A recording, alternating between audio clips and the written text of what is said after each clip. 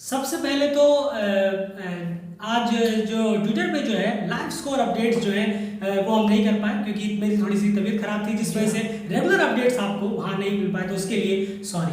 खैर अब यहाँ पर बात कर लेते हैं सेकंड बात। एक और बात है कि सागर डकैत जी हाँ, उन्होंने आज अपना पहला ओडीआई विकेट लिया, तो कांग्रेचुलेशन, विश करेंगे आप और ज़्यादा से ज़्यादा विकेट लिए। और रोहन मुस्तफ़ा उन्होंने आज अपने 50 ओडीआई विकेट्स भी इस मैच में कंप्लीट किए हैं। अब यहाँ आ जाते हैं इस मैच पे यूएई वर्सेस नेपाल के बीच में।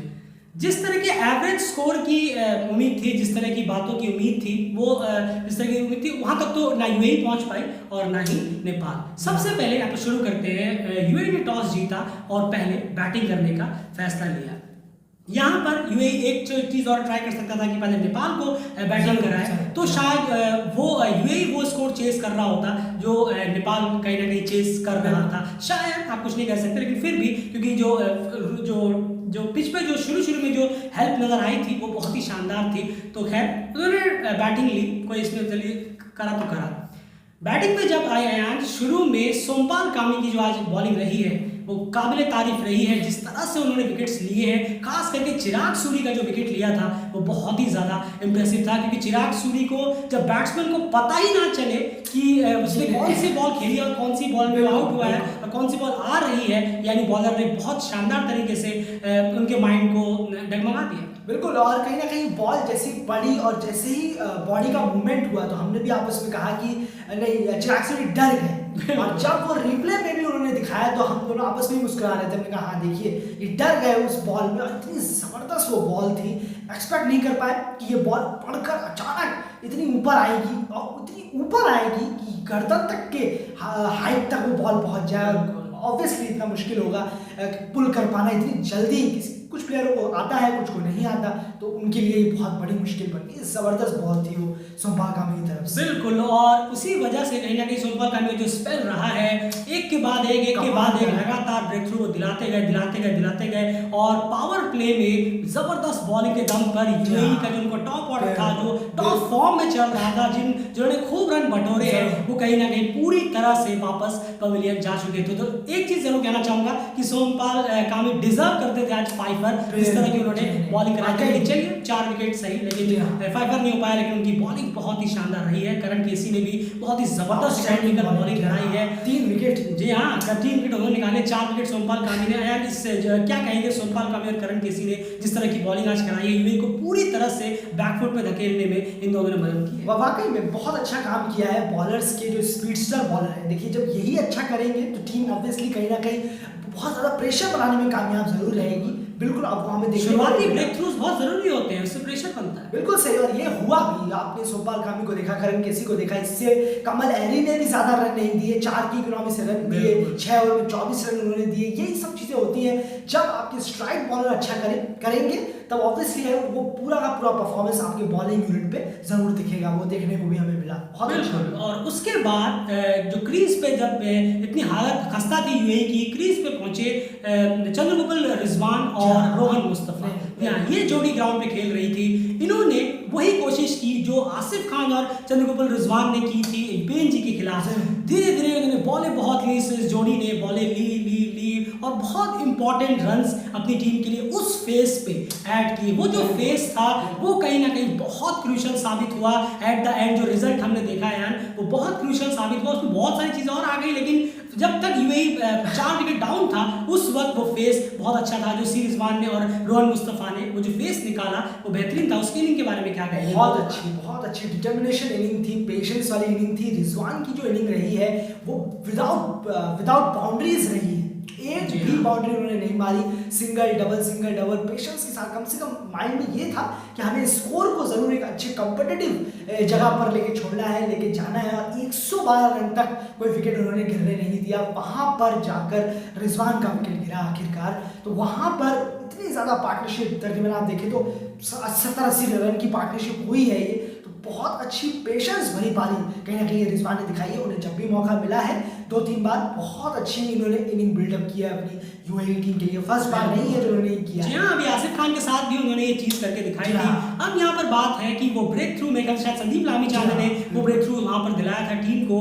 उसके बाद यहाँ 112 रन पे जब 5वां विकेट गिरा टीम का, उसके बाद कहीं ना कहीं जो एक चाहती थी यूएई की टीम कि हम कम से कम 190 या 200 तक भी पहुंचे, वो बिल्कुल भी नामुमकिन सा हो गया। उसके बाद थोड़ी देर में विकेट्स गिरते चले गए और बाकी एंड अप जो है क्लीन अप कर दिया नेपाल ने। 50 ओवर भी यूएई को यहाँ पर खेलने नहीं दिया गया। तो ये बहुत शानदार एक बॉलिंग एफर्ट था नेपाल की तरफ से और कंप्लीटली आप कह सकते हैं सारी बॉक्सेस को वहां पर आप टिक कह सकते हैं। जो पार्टनरशिप हुई है वहां पर रिजवान और रोहन मुस्तफा की तरफ से, वो सच में बहुत उनकी तारीफ करनी होगी कि दोनों ने बहुत काम और कंपोज टैकल किया है उस फेस को कहीं ना कहीं। और वो फेस को जिस तरह से टैकल किया है, वो फेस नेपाल की बैटिंग में भी आया तो उसकी बात जरूर करेंगे, लेकिन वहां पर उसमें 19-20 में 20 यूएई साबित हुआ उस फेस को टैकल करने में।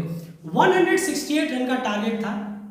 उसके बाद अगर मैं बात करूं एंड चलिए एक बार और बात कर लीजिए यहाँ पर विद्या अरविंद, चिराग सूर्य और मोहम्मद वसीम के बारे में। इनकी बैटिंग के बारे में आप क्या कहेंगे? अभी थोड़ा सा यूएई की बैटिंग इस तरह से है कि कभी ऑन कभी हाईली ऑफ, कभी ऑन कभी ऑफ। क्या मसला है इस टीम? नहीं देखिए, बैटिंग यूनिट कहीं ना कहीं अब इस सीरीज में ये ज्यादा ही हो रहा है। कहीं ना कहीं ये है कि शायद ओपोनेंट्स को रीड करने में दिक्कत आ रही है, आप ये कह सकते हैं। पर बॉलिंग इतनी अच्छी हुई थी आज, कहीं ना कहीं उसको क्रेडिट देना होगा।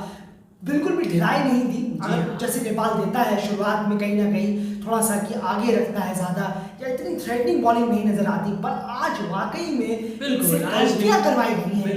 यूएई के बैट्समैन खेलना चाह रहे थे पर नेपाल के बॉलर्स ने उन्हें खेलने नहीं दिया। तो ये बहुत बड़ी जीत है नेपाल के बॉलर्स के लिए। कहीं ना कहीं इसमें यूएई का जो कहीं ना कहीं फॉर्म है वो गायब नहीं हुआ है, गलतियां करवाई गई हैं नेपाल के बॉलर्स की तरफ से। बिल्कुल 169 चेस करने के लिए उतरी टीम। अब ये आप बिल्कुल नहीं कह सकते कि 300 बॉलों में 168 रन चेज नहीं हो सकते, कि कोई भी ग्राउंड हो और दुबई में आप खेल रहे हैं 168 रन चेज करना इतना भी कोई अपहिल टास्क नहीं था।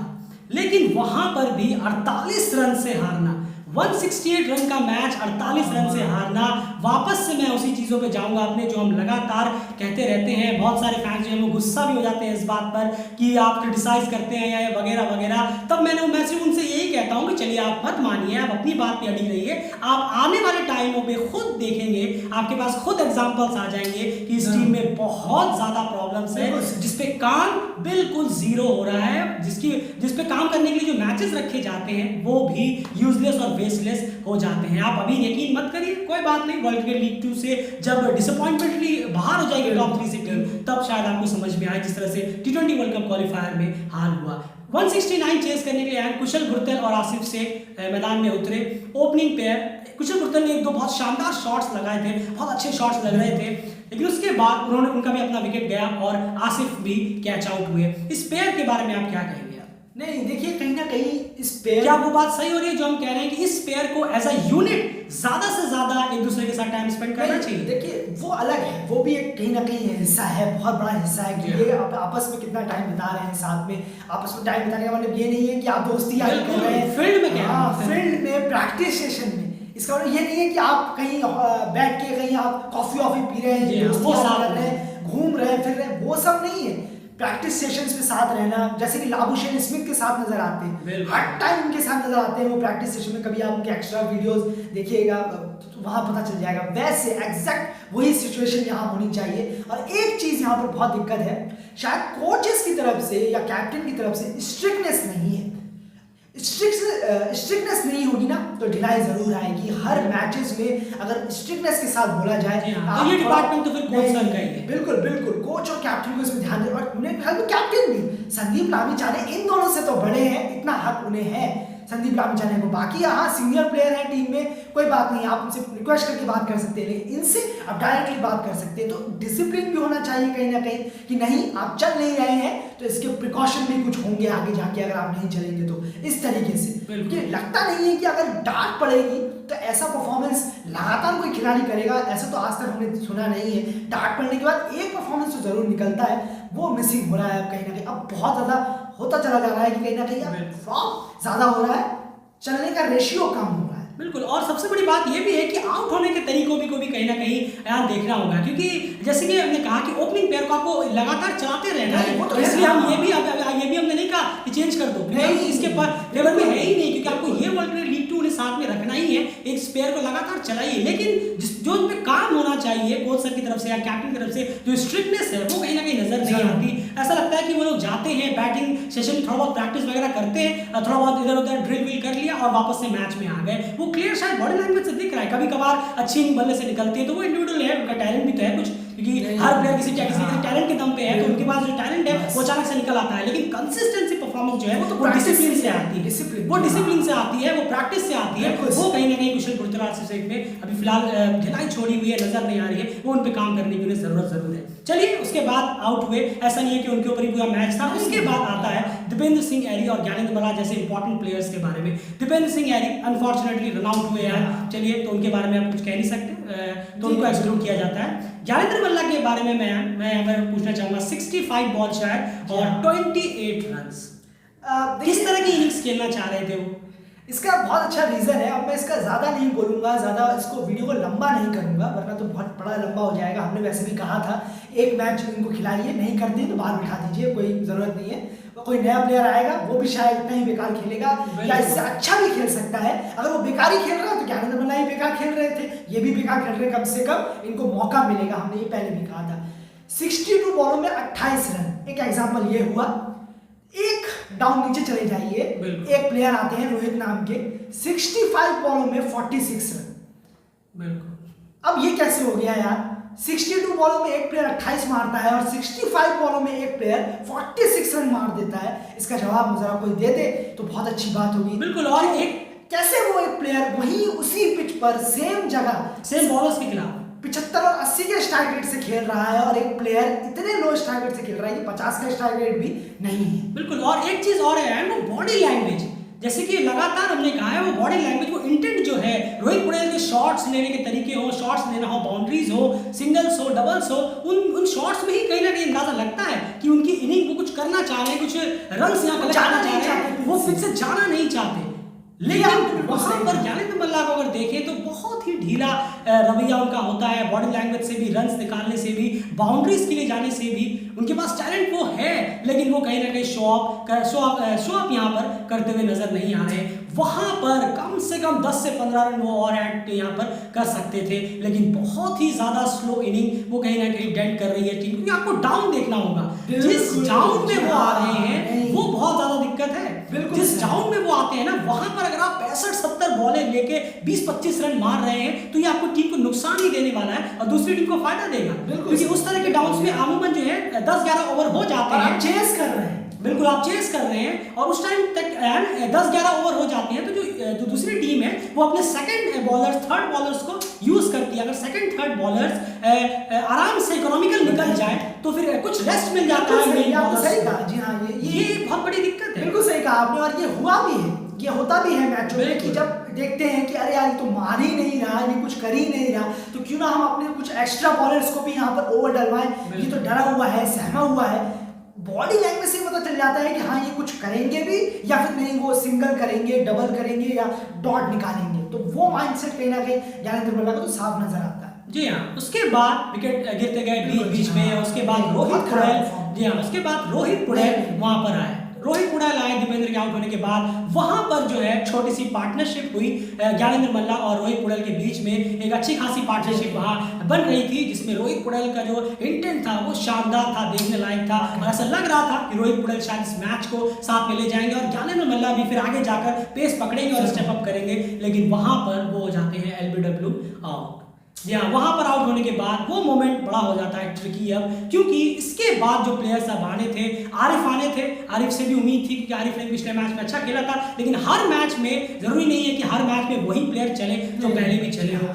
इस बार जो है आरिफ भी साथ इतना नहीं दिखा पाया और 0 रन पे वो भी आउट होते हुए चले गए। लेकिन जो सबसे ज्यादा उम्मीद जो झटका जो लगा था वो था रोहित पुड़ैल, जो पॉइंट पे कैच हुए मेरे ख्याल से, और वो कैच भी बहुत ही शानदार था। 46 पे वो आउट हुआ। जब वो आउट होके जा रहे थे उनके चेहरे से पता चल रहा था कि वो बहुत ज्यादा डिसअपॉइंट है अपनी टीम के लिए भी, और एक बहुत अच्छी माइलस्टोन भी वो क्रिएट करने वाले थे, लेकिन उससे ज्यादा अपनी टीम के लिए। नहीं वाकई में वही मिडिल ऑर्डर नाइटमेयर अभी भी नेपाल टीम के साथ चालू है। मिडिल ऑर्डर से मतलब मेरा है कि जो second, third, fourth, fifth down की जो हम बात करते हैं, बिल्कुल 1 डाउन से लेकर 3rd डाउन 4th डाउन तक का जो ऑर्डर है ये बहुत क्रूशियल है। और कहीं ना कहीं हमने ये कहा भी था कि 4, 5, 6, 7 ये सीरीज में डिसाइडर भी साबित होंगे। और देखिए आप जितना नीचे आपको बैटिंग यूनिट मिलेगी, थोड़ा बैटिंग ऑलराउंडर टाइप मिलेंगे कहीं ना कहीं, तो आसान हो जाता है कहीं ना कहीं किसी भी टीम के लिए जब ऊपर के प्लेयर परफॉर्म ना करें। सोमपाल का भी कर्म कैसी है, पिछले मैच में किया उन्होंने इसी तरीके से। जरूरी नहीं है कि हर मैच में आपको बैटिंग ऑलराउंडर ही चल के देंगे, ऐसा नहीं है।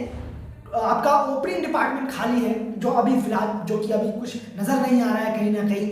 और 1 डाउन जहां मिडिल ऑर्डर में रन बनाने की जरूरत है अच्छे स्ट्राइक रेट से, रोहित पटेल ने कैसे करके 76 की स्ट्राइक रेट से रन बनाए, ये उनका आंसर है। उसी पिच पर उसी बॉलर के सामने एकदम सटीक स्ट्राइक रेट के साथ 76 के स्ट्राइक रेट के साथ जबरदस्त अच्छा रहा। वैसे 1 डाउन को करना चाहिए था, ओपनिंग बैट्समैन को अपना 80-90 का स्ट्राइक रेट लेके चलना चाहिए था, वो गायब है। ये सब चीजों की वजह से आज 168 चेज नहीं हुए, ये हैरानी की बात लगती है।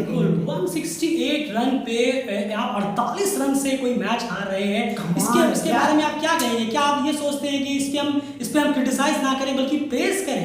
क्योंकि क्रिटिसाइज की बात क्या है, क्रिटिसाइज का मतलब ये होता है कि आपने चीजों को पॉइंट आउट किया कि कहाँ गलती है और कहाँ गलतियां नजर आ रही है और कहाँ पर आप ठीक नहीं कर रहे हैं। इसका मतलब ये नहीं कि कोई किसी के खिलाफ कुछ ये बोल रहा है, हेटेड है वगैरह, ऐसा कुछ भी नहीं है। क्योंकि सबसे बड़ी बात है कि वो दिख रहा है।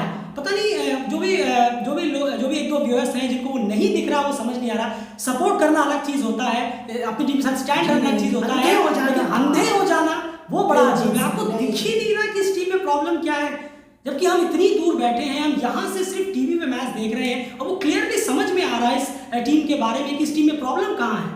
क्लियरली नजर आ रहा है इस टीम की बैटिंग में बहुत ज्यादा प्रॉब्लम है। चलिए वो तो आपको ही पता है प्रॉब्लम है, लेकिन उसमें जो ठीक करने के लिए जो प्लान चल रहे हैं वो उससे भी ज्यादा बेकार है। चाहे वो आप कोच सर को कह लें, चाहे वो मैनेजमेंट को कह लें, या फिर आप कैप्टन को कह लें, बिल्कुल बहुत सारी प्रॉब्लम्स है। उस पर 2-3 अलग से एक सीरीज बन जाएगी वीडियो की कि आखिर प्रॉब्लम क्या क्या है, उस पर अमल कैसे कैसे करना है। वो हम चीजें पहले भी वीडियोस में काफी कह चुके हैं। बिल्कुल यही तो चीज है। आप सोचिए 168 रन टीम अगर नहीं कर पा रही है तो आप इसके क्या कहेंगे, क्या इस पे एनालाइज हो सकता है, यही थोड़ी सोचने वाली बात है। बिल्कुल सही। और कहीं ना कहीं यूएई के जो परफॉर्मेंस इतनी लो हुई, अहमद रजा की मैं तारीफ जरूर करना चाहूंगा। 168 में बस यही थोड़ी सी दिक्कत है, 168 चेस करने के लिए जब नेपाल आया उनकी बॉडी लैंग्वेज ऐसी लग रही थी 368 चेस कर रहे हैं, और जब 168 डिफेंड करने के लिए यूएई आया, आप एक बार उनकी बॉडी लैंग्वेज चेक करिए। बिल्कुल वाकई में वो अलग ही है, वो अलग ही सोच के, अलग ही थिंकिंग के कप्तान है। और वही इस टीम को बहुत ज़्यादा बेनिफिट हो रहा है यूएई को।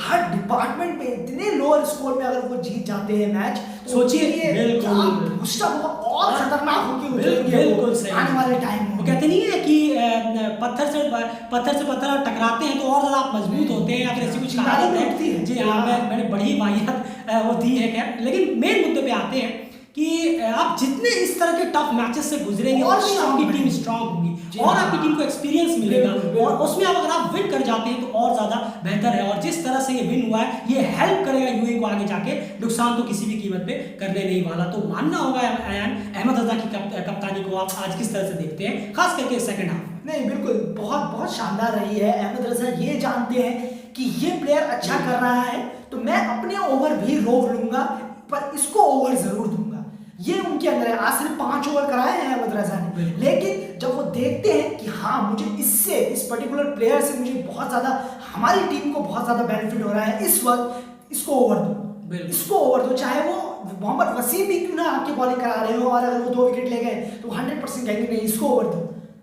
इस तरह की माइंडसेट है अहमद रजा की, जो कि बहुत शानदार है, बहुत बोल्ड है। और कहीं ना कहीं ये प्लेयरों को रेस्पेक्ट भी एक हो जाता है कि यार भाई मैंने आज विकेट लिया, आपने मुझे ओवर नहीं दिया, ये ठीक नहीं हुआ। तो ये अहमद रजा भी कहीं ना कहीं बहुत अच्छा जानते हैं अपने प्लेयरों में। आपने परफॉर्म किया है, बहुत शानदार है। बिल्कुल आपने परफॉर्म किया है तो आपका आज प्रेस होगा, पूरी टीम मिलकर प्रेस करेगी अगर आपने आज जिताया है तो। यही चीज उन्हें बहुत अच्छी तरह मालूम है और टीम उनके साथ खड़ी रहती है। बिल्कुल। दूसरी तरफ अगर मैं संदीप लामिछाने की बात करूं तो एक चीज वहां पर जहां पर तारीफ बनता है तो वहां जरूर कहूंगा कि उन्होंने जो है आज फाइनली एक्स्ट्रा 7, 8, 9, 10 बॉलर्स तक वो नहीं गए, स्टिक टू अपने जो मेन कोर बॉलर्स हैं उन तक वो रहे और रिजल्ट्स भी बहुत अच्छे निकले। तो थैंक यू कि आपने कम से कम उन्हीं बॉलर पे स्टिक जरूर किया है, ये एक अच्छी चीज वहां पर देखने को मिली। जरूरी नहीं कि बॉलिंग यूनिट प्रॉब्लम रही नहीं है, बैटिंग यूनिट प्रॉब्लम रही है, वहां पर चेंजेस प्रॉब्लम रहे हैं, वहां पर practice, discipline, temperament, intent, coaching की तरफ से बहुत ज़्यादा 200% वो सब मिसिंग रहता है और वो अभी भी है। 4 प्रैक्टिस मैचेस में क्या हुआ उसका कोई जवाब नहीं है, आगे जो डोमेस्टिक्स होते हैं उसमें क्या हुआ उसका कोई जवाब नहीं है और ये लगातार चलता जा रहा है। इसीलिए जैसे कि हम डेली क्रिकेट लगातार हम कहते रहते हैं और अपनी बात पे हम अभी भी कायम है, इस तरह की परफॉर्मेंस से कभी भी ये टीम आगे ज़्यादा बढ़ नहीं पाएगी। ऐसे ही रिजल्ट आएंगे, आप अगला मैच शायद यूएई को हरा भी दें, क्या पता आप हरा दें और जबरदस्त तरीके से हरा दें तो ऐसा लगेगा वाह टीम ने जबरदस्त कर दिया। लेकिन प्रॉब्लम वही है कि एक आध जीत तो हर किसी को मिल ही जाती है एट द एंड जाकर, लेकिन लॉन्ग रन में ये टीम बिल्कुल भी अच्छा करते हुए नजर नहीं आएगी और वर्ल्ड क्रिकेट लीग 2 में भी बहुत ज़्यादा दिक्कत आ सकती है, खास करके आने वाले वक्त में, क्योंकि जैसे कि सुनने में आया कि पूरे मैचेस ना होने पर विनिंग परसेंटेज के बेसिस पे टॉप 3 डिसाइड किया जाएगा, ये लगभग कंफर्म कर दिया है आईसीसी ने। तो आप सोचिए कितना खटकेंगे ये छोटे छोटे मैच। 168 चेज आप करते तो इससे विनिंग परसेंटेज थोड़ा बढ़ता ही, लेकिन अब वो विनिंग परसेंटेज भी गिर गया। तो ये भी माइंड में रखने वाली बात है। जिन्हें समझ में आता है वो जरूर समझेंगे, क्योंकि बहुत सारे ऐसे फैंस हैं, बहुत सारे ऐसे व्यूअर्स हैं जो क्रिकेट के व्यूअर्स हैं, वो समझते हैं कि नहीं बातें बिल्कुल सही है क्योंकि वो अप्लाई नहीं हो रही है। एक बार अप्लाई हो जाए ये सारी बातें, उसके बाद अगर कोई आके कहे कि ये तो कोई काम ही नहीं हुआ तो हम कह सकते हैं कि हाँ नहीं कई बातें हमारी गलत थी, क्योंकि होगी ही नहीं अगर आप उस तरह से उस प्लान के तहत, स्ट्रक्चर के तहत इस टीम को आगे बढ़ाने की कोशिश करेंगे। एनालिसिस अगर आपको पसंद आया तो प्लीज वीडियो को लाइक जरूर ज्यादा करिए। अपनी बात आप रख सकते हैं, आप सहमत नहीं है या असहमत है तो भी अपनी बात जरूर रख सकते हैं, क्योंकि हम सबकी यहाँ पे सुनने के लिए हैं और रिस्पेक्ट सभी के ओपिनियन की करते हैं। लेकिन हम अपने उस स्टिक पे अभी भी कायम है कि बहुत सारे इस टीम पे प्रिपरेशन की जरूरत है, हर लगभग बॉलिंग को छोड़ के हर डिपार्टमेंट में, लेकिन वहाँ पे काम 0 हुआ है अभी तक और इसी तरह से अभी चल भी रहा है। फिलहाल इस वीडियो में इतना है, चैनल सब्सक्राइब जरूर कर लीजिए, आप सबसे रिक्वेस्ट है। ट्विटर पे आप फॉलो जरूर करिएगा हमें। आज थोड़ा फीवर था, इस वजह से 2-3 दिन से फीवर चल ही रहा है, लगातार स्पोर्ट्स में नहीं डाल पाया, लेकिन आज नेक्स्ट मैच से जरूर डाल